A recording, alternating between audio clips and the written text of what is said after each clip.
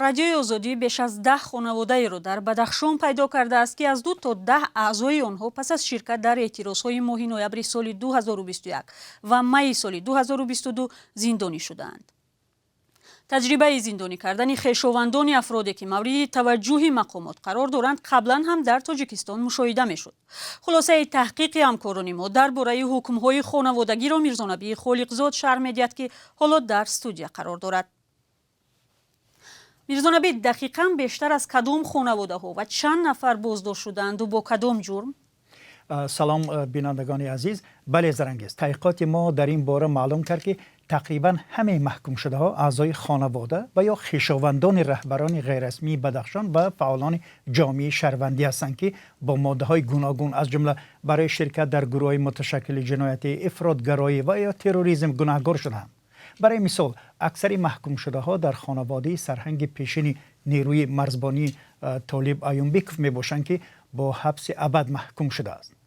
از این خانواده 6 نفر، 4 برادر و 2 پسرش در زندان قرار دارند. همچنین چند تن از اعضای خانواده محمد باقر از افراد با نفوذ ولایت مختار کوهستان بدخشان نیز از 8 تا 28 سال زندان یعنی محکوم شدند. خود وی ماه می سال گذشته کشته شده بود.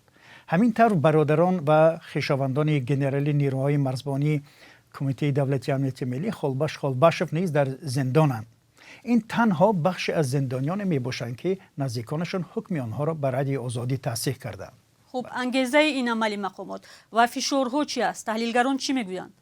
بله، یک کارمند پیشین مقامات انتظامی در صحبت با ما چند سبب افزایش حکم‌های خانوادگی را نامبر کرد و گفته او دلیل اول این است که نزدیکان از جریان جنایت خبر دارند اما آن را فاش نمی‌کنند و خود نیز به جوابگری کشیده می‌شوند.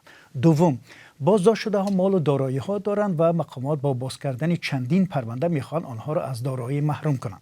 سوم و از همه نکته اساسی، این قشر رقیب ایدئولوژی حکومت و صاحب نفوذ در میان مردم است که باید مجازات شود. و گفته این مصاحبه ما در مثال بدخشان مقامات صرفاً از نگاه ایدئولوژی عمل کردند تا افرادی از حکومت ناراضی را مجازات کنند. اما علیم شیرزمانوف، سیاستمدار مخالف و معاون رئیس پیمان ملی تاجیکستان که فعالیتش در تاجیکستان ممنوع است، چنین حکم‌های خانوادگی را قصاصگیری حکومت می‌داند. حکم‌های خانوادگی یا بازداشت چند کس از یک عائله در تاجیکستان تجربه نو نیست، درست میرزا نبی؟ بله، مصاحبان ما به عنوان مثال به پرونده زید سیدوف و عبدالحلیم نظرزاده اشاره نمودند که داراییشان مصادره شد. سخت‌ترین مجازات دست جمعی در برابر خویشاوندان عبدالحلیم نظرزاده معاون پیشین وزارت دفاع اجرا شد، اما استثناها هم وجود دارند. برای مثال خویشاوندان لنگریف ها، چالوف ها و شمالوف ها که زمان در صف فرانت خلقی می جنگیدند با وجود اتهامات جدی وظیفه‌های دولتی خود را نگاه داشتند.